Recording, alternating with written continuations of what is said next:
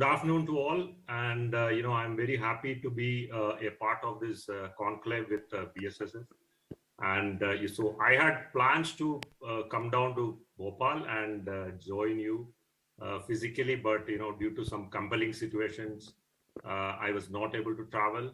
But very delighted and privileged to have a part of this interaction.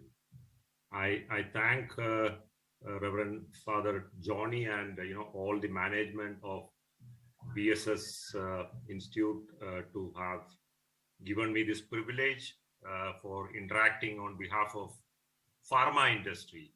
I represent pharma industry, and to give you perspectives about pharma industry and have this interactive session. So since I'm not physically with you, I would be using some PowerPoint presentation to navigate through so that we can have something on the board and then we can continue talking. So I'll just share my screen.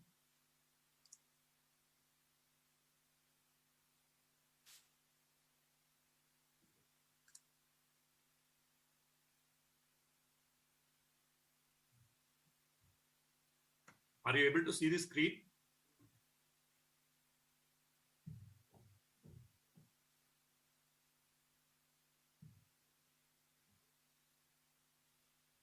Hope you are able to see my screen.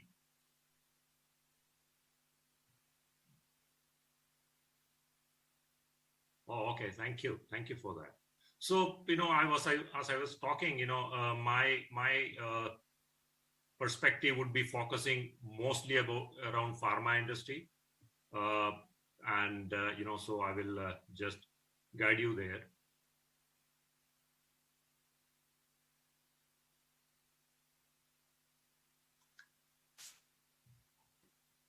So, I have classified the agenda into two steps. One, since I'm from pharma industry, I'll be talking, few things about pharma industry. Maybe most of you may not be aware of that very quickly. And also the company which, I'm representing, Laboratories. I'll talk a brief in that. And then, we'll go, which I'm going to have today, which is about dynamic workforce. I'll be talking about, what kind of industry requirements we have in pharma, and, what it would be useful or beneficial for, both of us, the industry as well as the B school, to have these kind of interactive sessions. And also, when from a organization's perspective, when we look at people like you, the graduates coming from B schools, what are we looking at? So let's cover that. So pharma industry, basically, to talk about pharma industry, it is not only selling of medicines. Maybe the people outside of pharma, when we talk about it, it is kind of selling medicines or taking medicines, but it is something beyond that. It starts right from discovery. Discovery of medicines, the development of that, a lot of R&D, research and development goes into pharma. Of course, once the research development is done, then it goes to the manufacturing sites. Then you have further the sales of medication. So there is a lot of hard work involved in pharma until it reaches a patient like you. And, why I have put this dollars here. Pharma is one of the key industries which is, I think it's a evergreen industry, because as where people are there, we have a lot of diseases coming now, like pandemic, the COVID has gripped us and so on. So the global scenario is like this. Right now, we are around 1,250 billion, which is the annual sales, and which is expected to rise to cater to the medical needs of people around the globe. Same is the situation in India also. India supports, sale of pharma across the world, because India is a major generic player. And currently we are somewhere around 40-45 billion. And, the expectation is that the business will go up to 70 billion by 2024.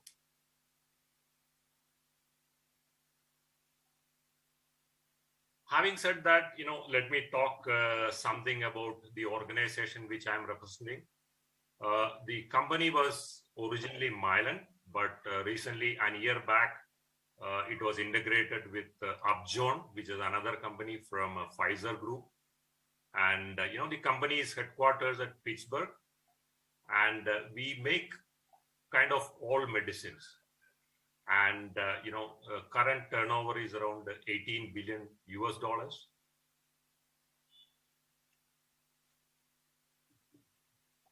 So this is something more about the organization Viatris I represent. We have geographic presence in 165 countries.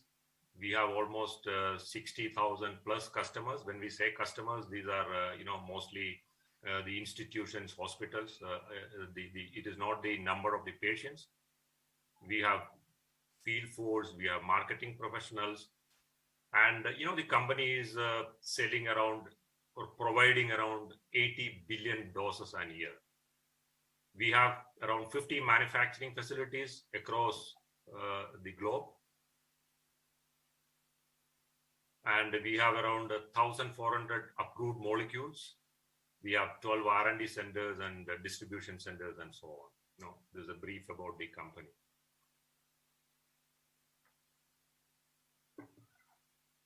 Now, let me come to the topic which, we are going to, which I'm going to talk with you. And so, as I told, I'll be giving most perspectives from a pharma industry point of view, because I know the other speakers who might have talked about other industries. And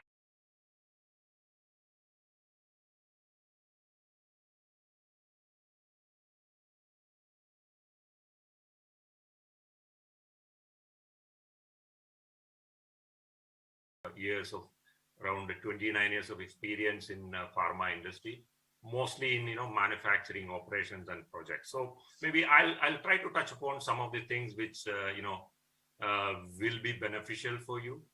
And I have seen very less institutions coming up with these kind of programs wherein the industry is getting a direct chance to interact with people, and also the students or the institute is knowing about what the requirements from industry is. So as like any industry, pharma is also a customer oriented industry.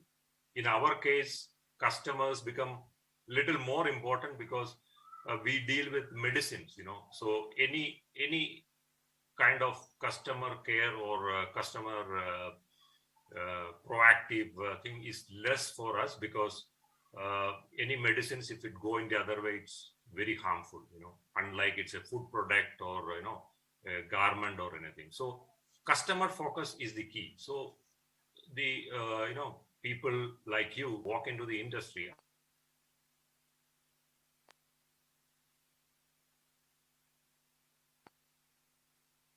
you need to really focus on. I think that is the key focus with respect to our industry.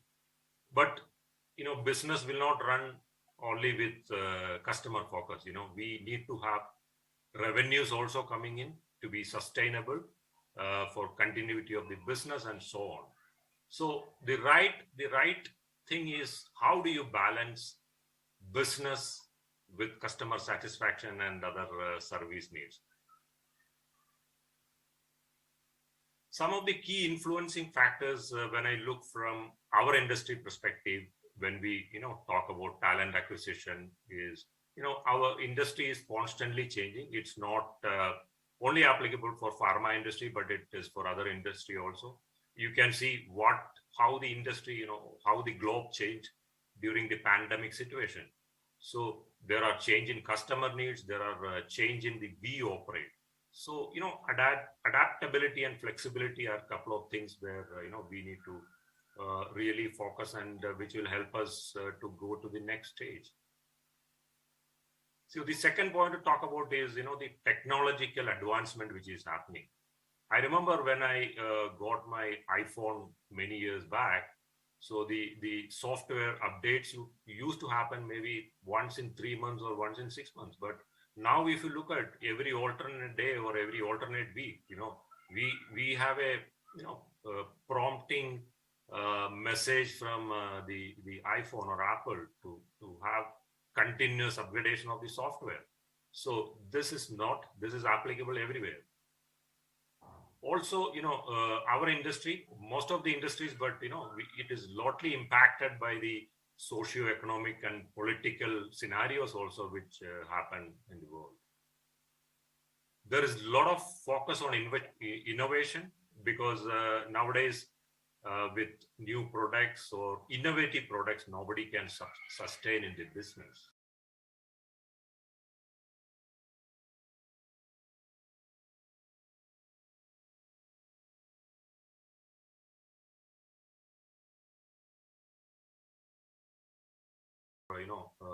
Across the world, there are many regulations which are there. So these are some of the factors which are influencing from an industry perspective or from clearly a pharma perspective. Again, we will talk something about what kind of opportunities lie for people, who are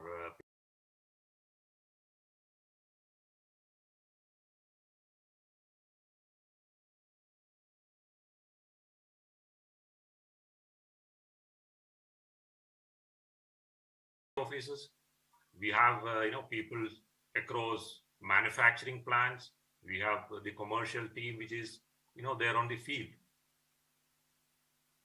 We need talent of young guys like you for making good new strategies of market, which is a short-term or long-term plans. As we talked about innovation, whether it is in the business, administration, technology, operations, it doesn't matter. But without innovation, no company can sustain nowadays. So that is one of the key things which we look forward. Then we also, everything has not moved to artificial intelligence. If people are still now working, mostly on, the industries are hugely dependent on people now. So we have huge workforce. We have a workforce of around 40,000 employees working around the globe. So, and this is the same with most of the pharma companies. So we rely a lot on people. So we want, professionals like you to manage our people. Workforce until the workforce deliver the results, organizations cannot go anywhere.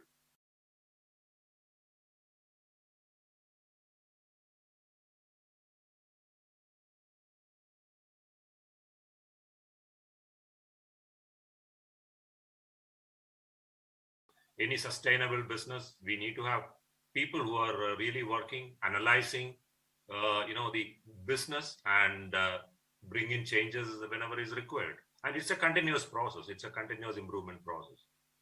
We also need team in sales and marketing, also in operations management, and lot in project management. When I say project, it involves projects right from commercial stage, at R&D stage, and also various other fields also.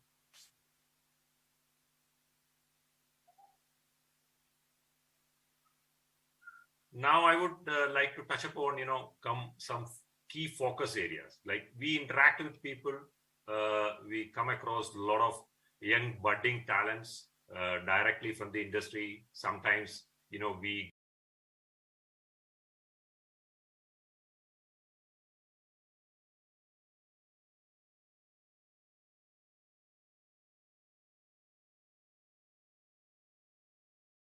people like you coming in the industry, and so some of the feedbacks which I need to give, or what more rather what industry is looking for.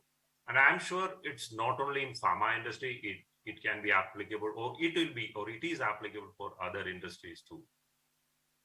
First thing, attitude. Just by competent skills or education or anything, nobody can become a leader. Leadership is a real reflection of a person's attitude. So just to take an example, we had a very young IITN who came into our industry, who came into one of our factories, 2 years back. And, he was selected as the first rated guy during the interviews. And he started working as a gem of a person, excellent, technical competencies. And, his analytical skills were, we never had a person like that. But over a period of time, we have this appraisal system, and, that's all with SMART goals. And when we started evaluating him, we understood that he is lacking somewhere. Our HR team, did a very thorough assessment on him because he was a potential candidate for us. And a lot of analysis, what we understood was that, attitude was a place where, he were getting less than 50% rating in the, overall assessment process. I just narrated this example, how important is, attitude for each of the new student coming in. It's not only for the, new entrants, it is for the people or for the leaders also who are working in the industry. Skills can be, learned, or we can acquire that. But, attitude is one thing, we only have control of that. You cannot change your attitude by reading a book or a computer. But, you need to, yes, something will get from the book as well as other sources of information. But, that's one thing which we really need to focus on that. So when you come to the industry, what we need to set right first is that everyone coming into the industry should be, very passionate about, the job which he's going to do or which he is doing. I'm not going to talk on each of the point, but, each of these points, I can relate to many examples which I have come across this 29 years of experience in the industry. We have people very enthusiastic, very motivated, but sometimes, they tend to settle very quickly. Never settle. You are in an industry, you are in a struggling field, the competition is very high, so never settle. You will have to, wherever you find an issue, you will have to go deep into that, ask 5 whys or 5 whats or 5 hows, but that's what is in need of the time. Otherwise, there will be more people who will be beating you, or there are more companies who will be coming up and beating you. We can see there are many companies who were excellent 10 years back, but now if they look at probably they have settled, but they have not changed with the times. They were not adaptive, or they did not change their mindset.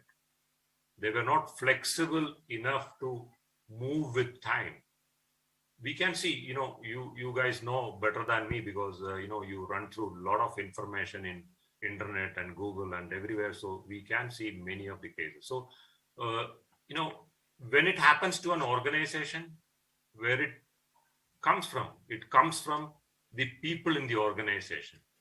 It can be from the leadership, it can be from the middle leadership, or it can be also from the shop floor, or the down the level people where the daily operations are managed. So my request, advice to young people who are going to be the leaders of tomorrow in many industries is that let's have the right attitude to achieve anything. Let me talk about skills also. First of all, you are business students, you come from different backgrounds, and you have opportunities across many fields. But whenever you approach a specific industry, or if you are targeting that industry, you need to know the business inside out. I'm not saying that but at least you should have, whenever you approach an industry for an interview, or whenever you walk into an industry for working. So you should have fair understanding of what that industry and how it is. I think here I really appreciate Father Joni and the entire BSS management team by having such interactive sessions. And so I think going forward there are chances that specific industries can be connected and more knowing of the business inside can be done. Second is understanding the customer needs. When we talk of customer, it is not only the external customer who is buying our products from a shop. More important for people like you are the internal customers. Nowadays, every industry, it is a fashion that the decisions are taken by cross-functional teams, which we call it as CFTs, because nowadays there is a lack of decision making because people don't want to take risk. So here, more important is to understand the needs of the customer who is inside. Your customer can be your boss, your customer can be your subordinate, it can be a person or a fellow worker from other function. So we need to have that understanding right to achieve the best out of best. We also need to have a minimum legal know-how of which industry you are going into. That will really help you. And more importantly, you should be ready for an industry mindset even before you walk into an industry. Nowadays, it is a time of everything we get ready-made. We walk into a shop. Earlier, 10 years back, it was only Maggi 2-minute noodles. But now we get everything. If you want to make paneer masala or something, you get a ready-made mix of everything. So industry is also following that path. We as industry, we are looking for people who are ready. We expect people to work on the next day after joining. Don't get demotivated by that. We also give a fair amount of induction and training program, but the expectation, this is the expectation. So I think you can focus a little bit on that as well.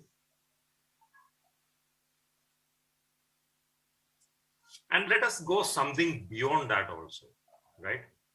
One is that the technologies are changing. We spoke about that. You have to keep in pace with time. If nowadays the world is fully run by technology, whether it is a driverless car or all those artificial intelligence and everything coming in. So one needs to be, especially young leaders like you coming into the industry, you should be really adapting to, and also you should be keep pace with your time. And second point which I want to talk is very, very crucial. You have to reimagine yourself. We all have imagination hours about ourselves, but now with continuous shift in the industry landscape, and also I still remember the pandemic period when it was gripped way back in 2020, somewhere in March 25th, when the lockdown was announced by Prime Minister Modi, and most of the India were inside doors under lockdown, and we being an industry which is an essential services, and also the demand of medicines were going up, even though it was COVID pandemic, but the secondary infections like bacterial infections or so on. So the demand of medicine was increasing, and it was very difficult to come out and work. First thing is that the workforce is not ready. A lot of social pressure, family pressure. Everybody in the apartment is sitting inside your door, and people in pharma industry had to come out and work. Second thing, the government has officially communicated that pharma industry is essential. They need to work. But the other hand of government, which is the local administration and police, they were not ready. They only know that everything is locked down. So I remember many of our employees got beaten in the road. Police they wanted to show their pass and they wanted to show their identity card and essential services. But, the police was not in a mood to listen. So many of our employees got beaten, but, still they had to come, because, we cannot go with the same imagination with changing times, changing scenarios. We need to adapt ourselves and also upskilling yourself, because we are there to succeed and be relevant, whether it is on a personal perspective or on an industry perspective. We need to be staying relevant, and we are there to succeed. So these are a couple of things which I thought I'll be sharing with you. I think we spoke about most of the things, and these are some of the key things which, we should be making decisions and act on them. When it comes to industry nowadays, what is gripping in the industry is that nobody want to take decisions. But I think as my sincere request to you guys, whenever you come to the industry, take risk. Taking any decision involves some kind of a risk. But if you don't take risk, you are not going to succeed. We have seen the leaders who have taken risk, 90 or 95% of them have succeeded. But if you don't take decisions, the percentage of success may be much, much lesser, maybe lesser than 20% or so. So with this, I conclude my session. And, so if you have any questions, you can please talk to me, or we can have this.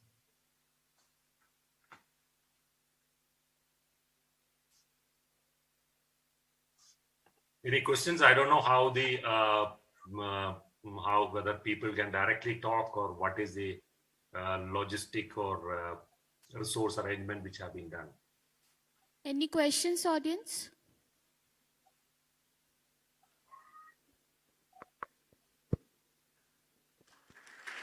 Thank you so much, sir.